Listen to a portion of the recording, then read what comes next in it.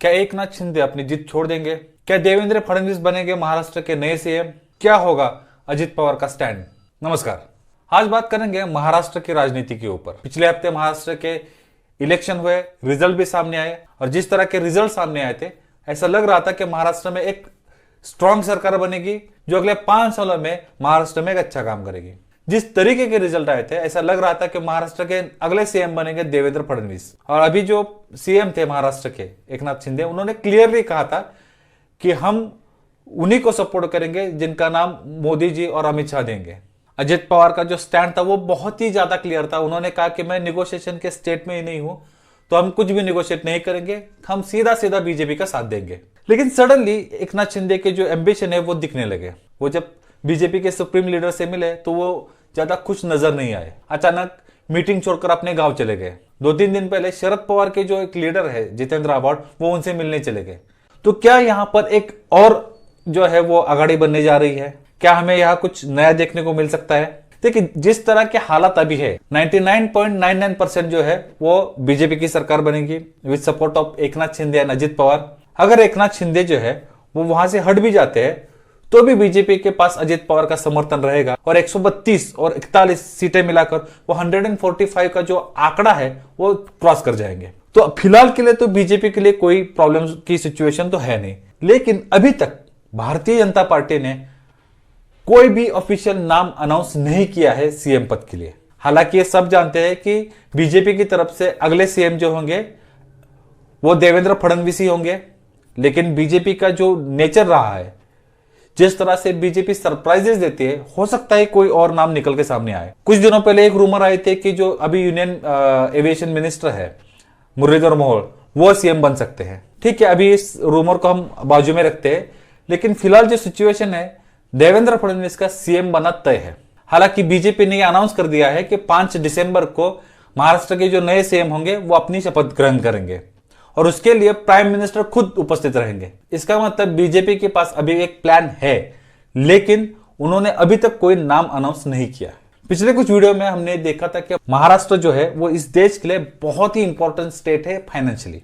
और पिछले क्वार्टर में भारत की जो जीडीपी है उसकी जो ग्रोथ रेट है वो घटकर 5.4 पर आ चुकी है। अब ये जो जीडीपी का जो ग्रोथ रेट है जो जिस तरह से नीचे जा रहा है, ये एक अलार्मिंग सिचुएशन है कि आने वाले समय में हो सकता है देश में फाइनेंशियल इश्यूज रेज हो जाए। और महाराष्ट्र जो एक बहुत ही इंपॉर्टेंट स्टेट है फाइनेंशियली, क्योंकि जीडीपी का सबसे ज्यादा कंट्रीब्यूशन महाराष्ट्र से जाता है, जीएसटी का सबसे ज्यादा कंट्रीब्यूशन भी महाराष्ट्र से जाता है।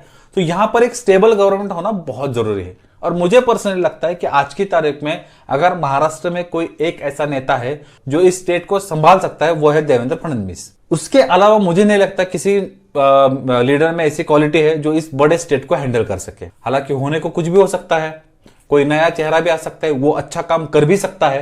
लेकिन सिचुएशन के हिसाब से मुझे लगता है कि देवेंद्र फडणवीस का सीएम बनना एक राइट चॉइस है आज की तारीख में। और जिस तरह से ये जो एकनाथ शिंदे है वो नाराज चल रहे हैं, मुझे नहीं लगता कि उनकी नाराजगी से कोई फर्क पड़ेगा, क्योंकि उनके पास निगोशिएशन पावर है ही नहीं और ना ही निगोशिएशन पावर अजित पवार के पास है। लेकिन अजित पवार समझदार है, उनको ये बात समझ में आ गई। उन्होंने क्लियरली कहा कि मेरे पास निगोशिएशन पावर है नहीं, तो मैं सीधा सीधा देवेंद्र फडणवीस को सपोर्ट करूंगा। लेकिन एकनाथ शिंदे का जो एम्बिशन है वो अभी सामने आ रहा है और जिस तरह से गतिविधियां हो रही है, मुझे लग रहा है कि वो शायद इस जो शपथ विधि है उससे दूर रहेंगे। ऐसा होना नहीं चाहिए, लेकिन हो सकता है, क्योंकि पॉलिटिक्स में कुछ भी पॉसिबल है। अगर ऐसा होता है तो फिर जो नया कैबिनेट बनेगा वो भी इंटरेस्टिंग रहेगा, क्योंकि एकनाथ शिंदे के सपोर्ट में जो एमएलएज है वो शायद एकनाथ शिंदे की बात ना सुने।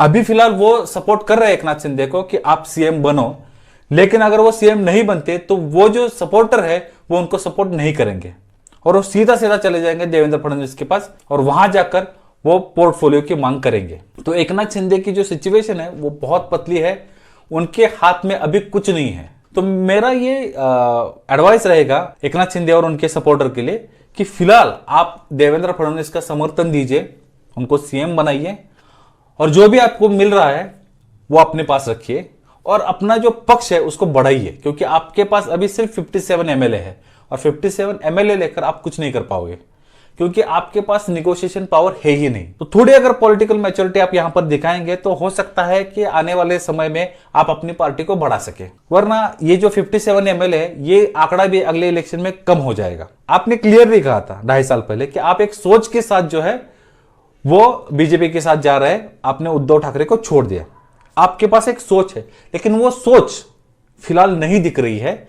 यहां पर दिख रहा है आपका एम्बिशन, और यह एम्बिशन आगे चलकर अगर किसी को भारी पड़ेगा तो वह आपको ही भारी पड़ेगा। अगर इस बात को आप नहीं समझ पा रहे हैं तो आपके पास ये पॉलिटिकल मैच्योरिटी जो है वो कम है, और यह बात आपको अजित पवार से सीखने की जरूरत है, क्योंकि उनका एजेंडा क्लियर है। बीजेपी का सपोर्ट करो, जो मिल रहा है उसमें खुश रहो, अपनी पार्टी को बढ़ाओ। क्योंकि इस इलेक्शन में 2 इंपॉर्टेंट चीजें थी। पहली, नेशनलिस्ट कांग्रेस पार्टी किसकी है, अजित पवार या शरद पवार, जिसमें साफ हो गया कि नेशनलिस्ट कांग्रेस पार्टी जो है वो अजित पवार की है। दूसरी तरफ शिवसेना किसकी है, उद्धव ठाकरे या एकनाथ शिंदे, जिसमें ये साफ हो गया कि जो प्रॉपर शिवसेना है बाला साहेब ठाकरे की वो एकनाथ शिंदे के साथ है।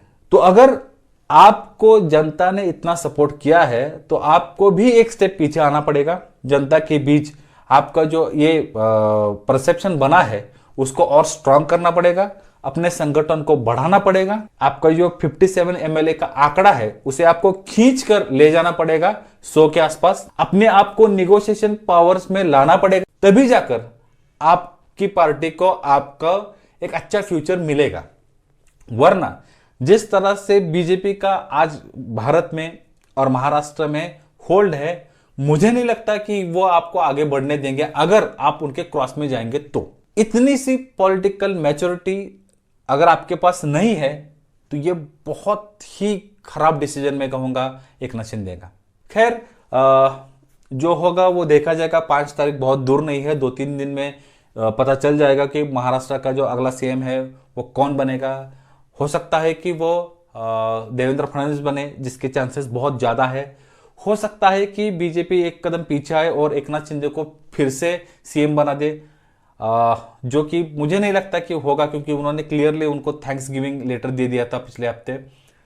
या फिर बीजेपी कुछ नए आइडियाज के साथ आएगी, किसी नए लीडरशिप को चांस देगी और कोई नया ही यहां पर सीएम देखने को मिल सकता है। और मुझे लगता है कि उनको ऐसा करना नहीं चाहिए। देवेंद्र फडणवीस एक इफिशिएंट सीएम है।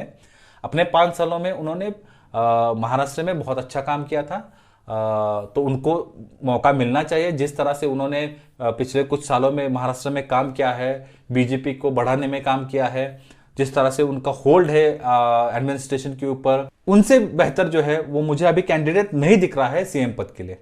आपको इस विषय में क्या लगता है मुझे कमेंट बॉक्स में जरूर बताइएगा। मिलते हैं अगले वीडियो में, तब तक के लिए धन्यवाद। जय हिंद।